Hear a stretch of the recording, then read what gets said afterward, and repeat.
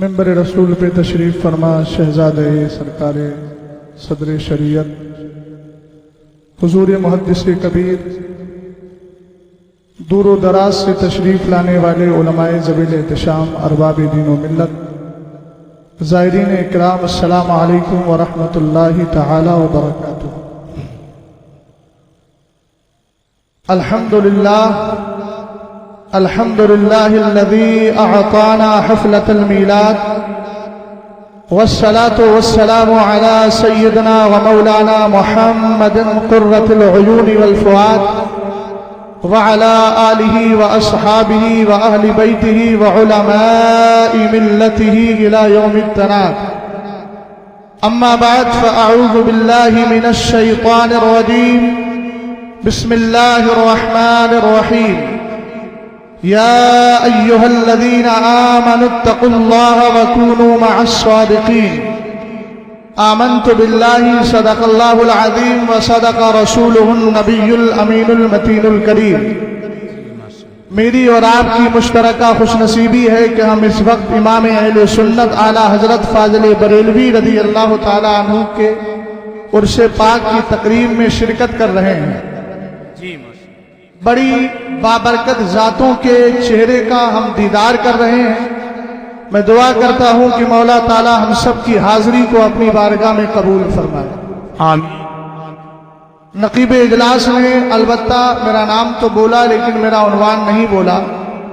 میرا عنوان ہے ترجمہ کنز الایمان پر ہونے والے بیجا اعتراضات کا علمی محاسبہ۔ یہ عنوان میں نے جو منتخب کیا ہے وہ اپنی مرضی سے نہیں بلکہ اپنے قائد کے فرمان کی بنیاد پر۔ حضور قائد ملت علامہ اسجد رضا خان صاحب قبلہ ایک دن تشریف فرما تھے، ایک کتاب کا تذکرہ کیا، اس کتاب کا نام ہے محرف کون، اور یہ قریبی ملک کے اندر ایک بدبخت نے لکھی ہے۔ اللہ تعالیٰ قرآن میں ارشاد فرماتا ہے، ایمان والو اللہ سے ڈرو اور سچوں کے ساتھ ہو جاؤ۔ جی ماشاءاللہ۔ تھوڑا سا اس کا پس منظر بتائے دیتا ہوں۔ آپ جانتے ہیں کہ اللہ رب العزت کے نبیوں میں 4 نبی ایسے ہیں جن میں 2 آسمان میں ہیں، 2 زمین میں ہیں۔ ان میں ایک ذات ہے حضرت عیسیٰ علیہ السلام کی جن کو آسمان پر اٹھا لیا گیا، دوسرے حضرت ادریس، اور زمین میں جو بقید حیات، حالانکہ سارے نبی اپنی قبروں میں زندہ ہیں، لیکن مسئلہ یہ کہ جن کو ظاہری طور پر موت نہیں آئی، موت آنی، اجل آنی جس کو کہا جاتا ہے، میں ان کی بات کر رہا ہوں۔ ان میں ایک ذات حضرت الیاس کی ہے اور ایک ذات حضرت خضر کی ہے۔ بہرحال قرآن فرماتا ہے وَذْكُرْ فِي الْكِتَابِ إِدْرِيسَ إِنَّهُ كَانَ صِدِّيقًا نَبِيًّا وَرَفَعْنَاهُ مَكَانًا عَلِيًّا۔ قرآن پاک میں رب نے ارشاد فرمایا، محبوب کتاب کے اندر، قرآن کے اندر ادریس کا ذکر کیجئے، یقیناً وہ سچا تھا اور وہ نبی تھا اور نبی ہے بھی وہ۔ وَرَفَعْنَاهُ مَكَانًا عَلِيًّا، اللہ رب العزت فرماتا ہم نے ان کو بلند مقام عطا کیا۔ بلند مقام یہ ترجمہ امام احمد رضا خان فاضل بریلوی رضی اللہ تعالیٰ عنہ اور دیگر علماء کرام نے، جو بھی علماء اہل سنت ہیں، مترجمین قرآن ہیں، اہل سنت کے آج تک یہی ترجمہ کرتے آئے۔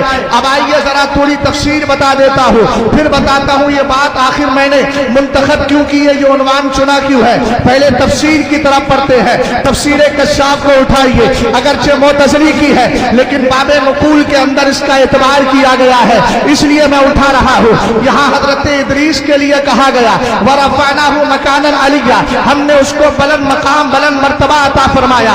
اس سے یا تو آپ کی شرافت مانوی مراد ہے، علو مانوی مراد ہے، یا علو ظاہری مراد ہے۔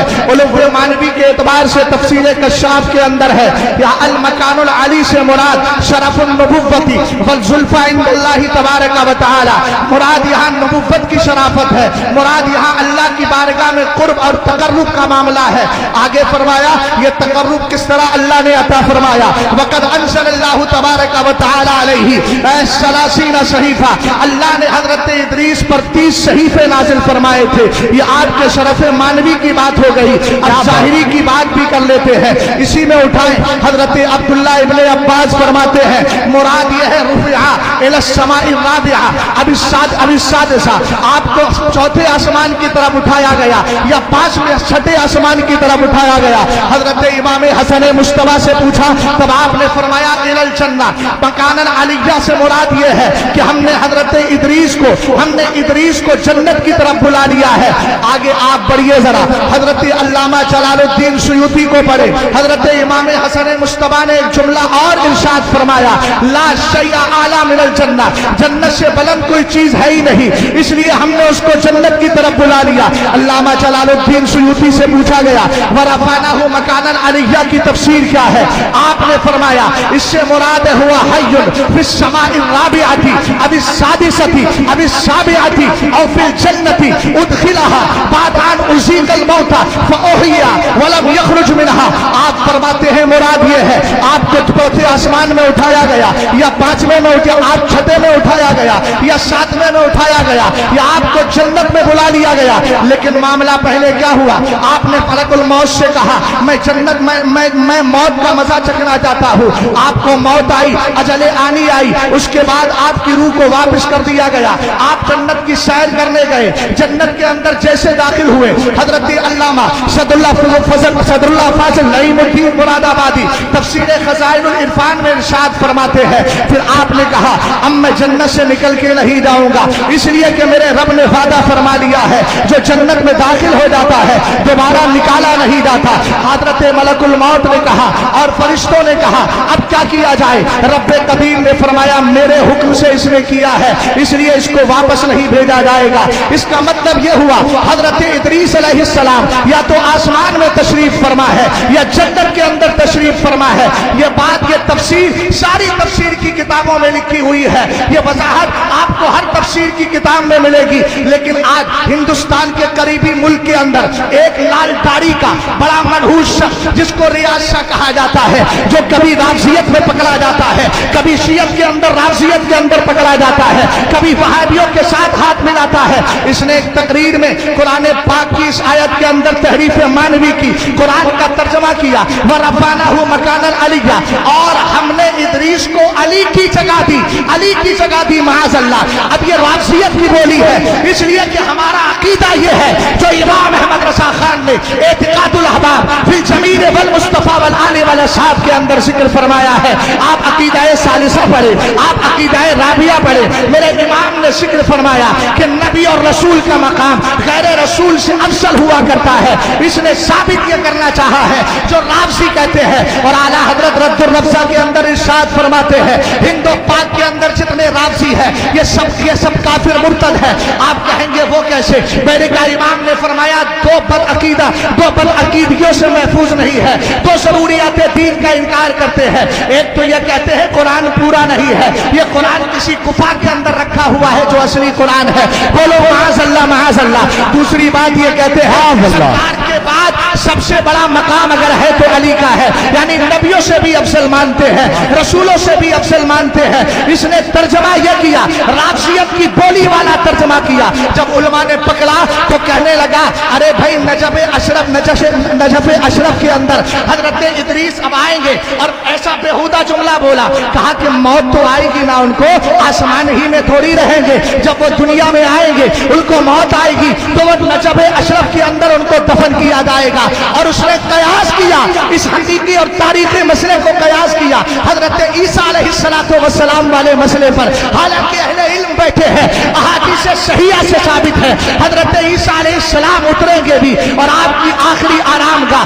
वही होगी जहां मेरे मुस्तफा आराम फरमा रहे हैं। लेकिन किताबों में हजरत इदरीस के ताल्लुक से, आपकी आखिरी आरामगाह के ताल्लुक से कुछ नहीं मिलता, इसलिए उसने ये जुमला बोला। और यहाँ तहरीफ मानवी की, जब तहरीफ मानवी पे उलमा ने पकड़ा तो उसका एक चमचा उठा जिसको जमाने समा कहा जाता है। मैं उलमा इकराम की खास तवज्जो चाहता हूँ, उस मरदूद ने ये किताब लिखी जिसका नाम है मुहर्रिफ कौन। उस اس میں 15 اعتراض کیے ہیں ترجمہ کنزُل ایمان پر، اور اس نے کہا کہ اعلیٰ حضرت کے ترجمے کو اٹھائیے. کہا میں صرف ایک درجن مثال دے رہا ہوں. 12 مثالیں اس نے تحریف مانوی کی اپنے اعتبار سے پیش کی، اور 3 تحریف لفظی کے پیش کی، اور امام احمد رضا خان پہ کافر و مرتد کا معاذ اللہ اس نے فتویٰ لگایا. میں قربان جاؤں اپنے قائد پر. میرا قائد ایسا قائد ہے، ہندوستان کے چاروں طرف کے سارے مسائل پہ نظر رکھتا ہے. ہندوستان کے باہر مسلک اور امام احمد رضا خان پہ کیا چل رہا ہے وہ بھی اس کی نظروں سے چھپا ہوا نہیں رہتا ہے. مجھ سے کہا مولانا اس کا رد ہونا چاہیے، اور ہمارے اسٹیج سے امام احمد رضا خان کے کنزُل ایمان کی حقانیت و صداقت کا اظہار ہونا چاہیے. میں اس بد عقیدہ سے کہنا چاہتا ہوں تو نے امام احمد رضا خان پر اعتراض کیا ہے، تجھے معلوم ہونا چاہیے کہ امام احمد رضا خان ایک مجدد ہے، مجدد. اور ملا علی قاری فرماتے ہیں میں یجدد لہا دینہا. اہل علم کی بھیا گاڑی نہ دیکھی ہو تو بعد میں دیکھ لینا.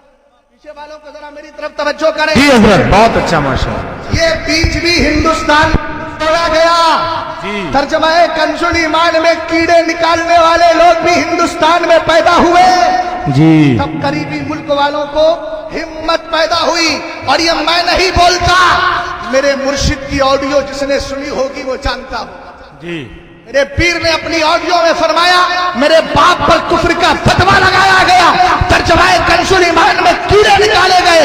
یہ جملہ میرے مرشد کا ہے، اس لیے میں کہہ رہا ہوں یہ کیڑے نکالنے والے ہندوستان میں پیدا ہوئے تھے. ان کی بولی آج ہمارے پڑوسی ملک میں چلی گئی، جیسے پڑوسی ملک کی بدعقیدگی ہندوستان میں بھی پھیلتی چلی جا رہی ہے. لیکن یاد رکھو یہاں سے لے کے وہاں تک، یہاں آپ کے امام احمد رضا کانفرنس کے ذریعے یہ پیغام دینا چاہ رہا ہوں ابھی امام احمد رضا خان کے غلام زندہ ہے جو وقت میں دم کرنا جانتے ہیں. ترجمہ کنزُل ایمان پہ اعتراض کرنے والے ذرا یہ تو دیکھ لے کہ یہاں امام احمد رضا خان مجدد ہے. اور مجدد کون ہوتا ہے؟ میں یجدد لہا دینہا کی تفسیر جب ملا علی قاری نے کی تو فرمایا یبین السنۃ عن البدعۃ ویکسر العلم ویعز اہلہ ویقمع البدعۃ ویکسر اہلہا. فرمایا مجدد وہ ہوتا ہے جو سنت اور بدعت کے درمیان فرق. جی بے شک بہت سبحان اللہ سبحان اللہ. زندہ باد بولیے ذرا سبحان اللہ. ہاں ادھر والے بھی ذرا بول جائے تاکہ میں سمجھ جاؤں. میرا میمنہ بھی مضبوط ہے، میسرہ بھی مضبوط ہے. کیا بات ہے. آگے پیچھے سے بھی صدر پنائی بھی ہے، پش پنائی بھی ہے.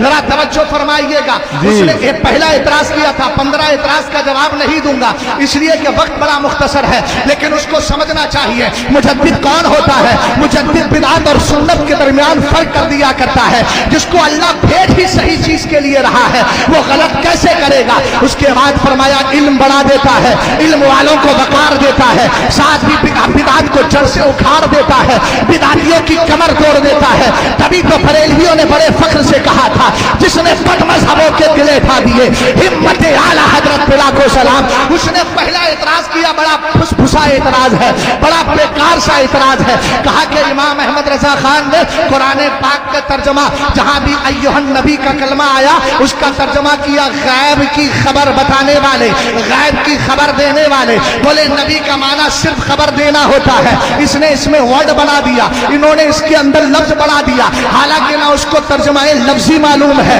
نہ ترجمہ با محاورہ معلوم ہے، نہ اس کو ترجمہ با محاورہ لفظی ترجمہ اور توضیحی ترجمہ جانتا ہے. وہ کچھ نہیں جانتا، صرف بکواس کرنا جانتا ہے اور کہتا ہے نبی کا معنی کسی معتبر لغت کے اندر ایسا ہے ہی نہیں کہ جس کا معنی ہو نبی غیب کی خبر دینے والا. کہنے لگا اس لیے تحریف ہو گئی، چینجنگ ہو گئی، بدلاؤ ہو گیا. ہم نے کہا قرآن تو بتا تحریف کی کتنی قسمیں ہیں. قرآن نے 3 تحریف کی قسمیں بیان کر دی. پہلی تحریف یہ ہوتی ہے ایسی بات بولی جائے جو اللہ نے کہی نہیں ہے پھر اپنی طرف سے لگا دی جائے. ان کا رد قرآن نے کہا فوائل للذین یکتبون الکتاب بایدیہم ثم یقولون ھذا من عند اللہ لیشتروا به ثمنا قلیلا فوائل لهم مما كتبت ایدیہم فوائل لهم مما یکسبون. یہ پہلی قسم ہے. دوسری قسم یہ ہے کہ سامنے کبھی کبھی کچھ لوگ اس طرح کی بات بولتے ہیں اور اس میں توڑ مڑوڑ کے بات پیش کرتے ہیں, سامنے والے کو لگتا ہے یار بات تو زبردست ہے, شاید ایسا ہی کہا ہوگا.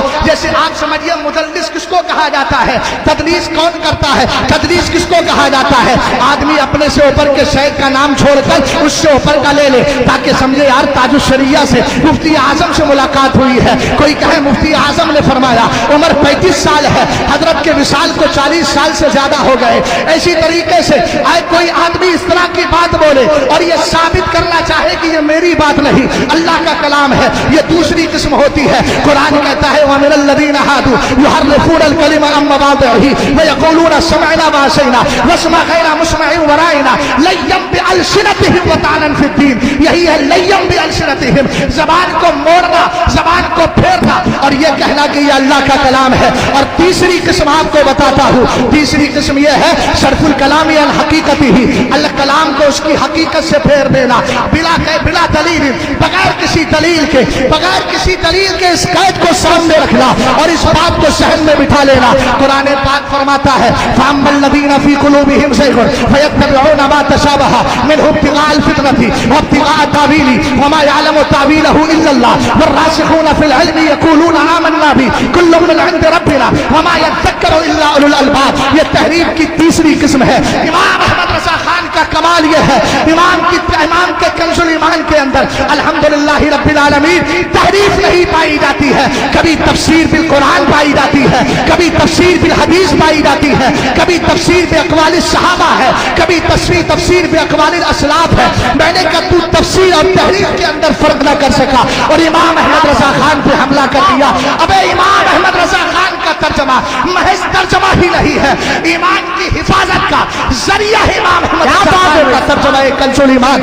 اگر نہیں سمجھ میں آتا تو دیکھ لے, جب یہ ترجمہ کیا جا رہا تھا فَلَمَّا يَعْلَمِ اللَّهُ الَّذِينَ جَاهَدُوا مِنكُمْ کا کیا ترجمہ کیا جا رہا تھا, ابھی تو اللہ نے تم میں سے جہاد کرنے والوں کو جانا ہی نہیں. یہ اشرف علی ترجمہ کر رہا ہے, اشرف پہلی ترجمہ کر رہا ہے کہ ابھی تو اللہ نے تم میں سے جہاد کرنے والوں کو جانا نہیں, جبکہ قرآن کہتا ہے وَمَا يَخْفَىٰ عَلَى اللَّهِ مِنْ شَيْءٍ فِي الْأَرْضِ وَلَا فِي السَّمَاءِ. زمین و آسمان کی کوئی چیز اللہ سے چھپی نہیں.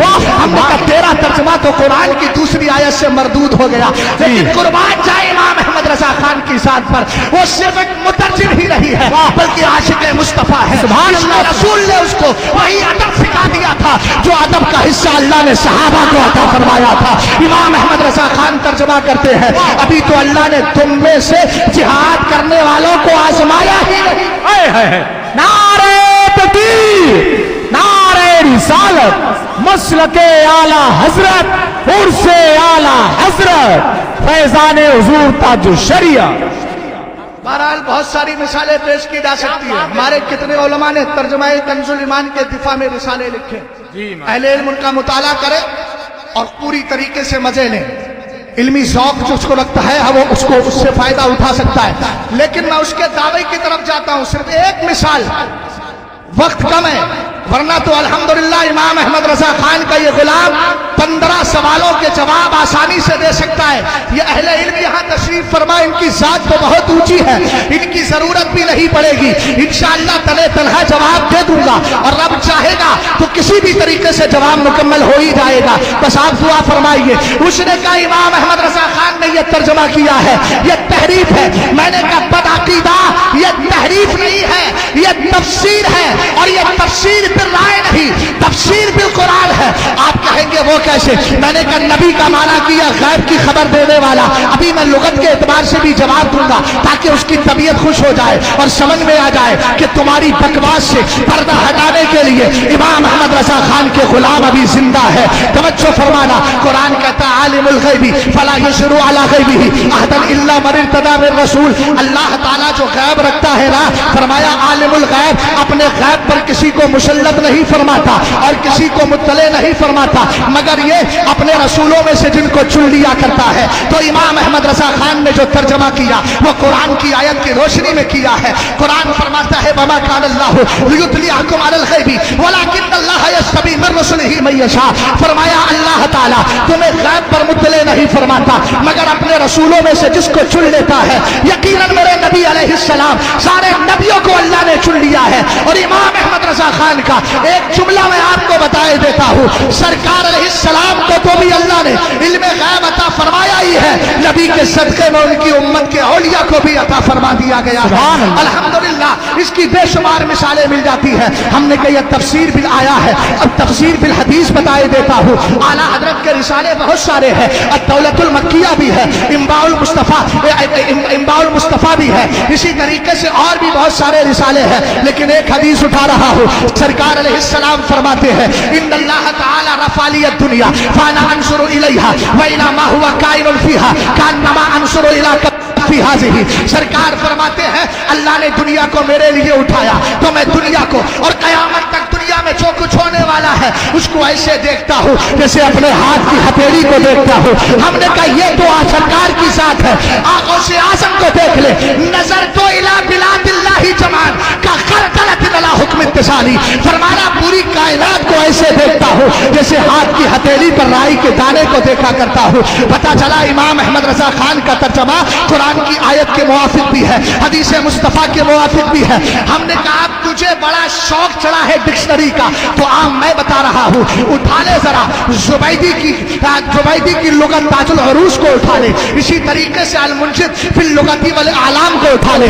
मैं बताता हूँ फिल लुगती अल मुंशिद फिल लुगती वल आलाम, ये उर्दू वाली मुंशिद रही। अरबी में जो मोतबर किताब है लुगत की, मैं उसका हवाला दे रहा हूँ। उसमें कहा अन्नबिय्यु अल मुखबिरो अनिल गैबी अबिल मुस्तक़बिली बिइल्हामिन मिनल्लाहि तबारक व तआला।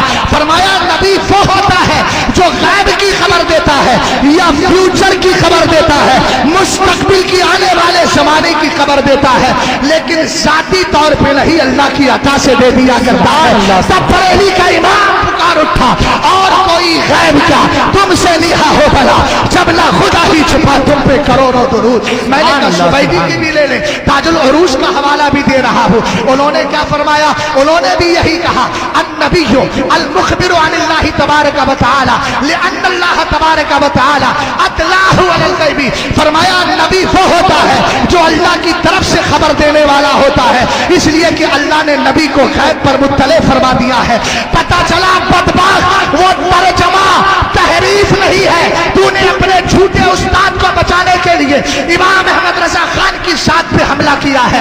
लेकिन कसम खुदा की याद रखना, हम तेरी चांद को आ जाएंगे और यहाँ से वहां तक तुझे बता देंगे इमाम अहमद रजा खान का तर्जमा ये तहरीफ पर मुश्तमिल नहीं है, मुस्तफा की ताज़ीम पे मुश्तमिल है और सही हक्कानियत पर मुश्तमिल है। और याद रखो जब इमाम अहमद रजा खान के किताबों पर इमाम अहमद रजा खान की मकबूलियत से इनको तकलीफ होती है तो कोई फतावे रज़विया में गलती निकालने की बात करता है, कोई बैठ के दो चार लोगों के बीच में मरकजियत पे हमले करता है, कोई तर्जमाए कंजुल ईमान में कीड़े निकालता है। लेकिन लड़ने की जरूरत नहीं, उनको सिर्फ यही कह दो सब उनसे चलने वालों के गुल हो गए कुल कुल हो गए फिर जेरे गिल हो गए। क्या बात, उनके गुल गुल हो गए, उसके बाद जेरे गिल हो गए और होते रहेंगे सब उनसे चलने वालों के कुल हो गए चिराग। अहमद रजा की शमा फरोजा है आज भी और वादी रजा की कोहे हिमालय रजा का है, जिस शम्त देखिए वो इलाका रजा का है। आला हजरत इमाम अहले सुन्नत जिंदाबाद, मसलक आला हजरत पाइंदाबाद। अस्सलामु अलैकुम व